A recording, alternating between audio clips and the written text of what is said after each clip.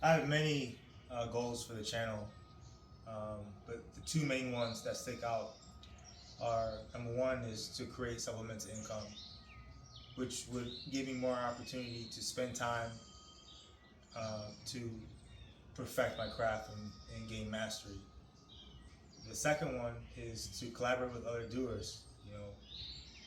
Um, collaborate people that are inspired and that I'm inspired to work with, and just create a big snowball of inspiration for others. Um, that's definitely something that would make every day a weekend, and that's something that I'm trying to get to. Um, for today, the objectives are to replace the rear brakes spacers and do research on the conrod specs and um, the steering rack.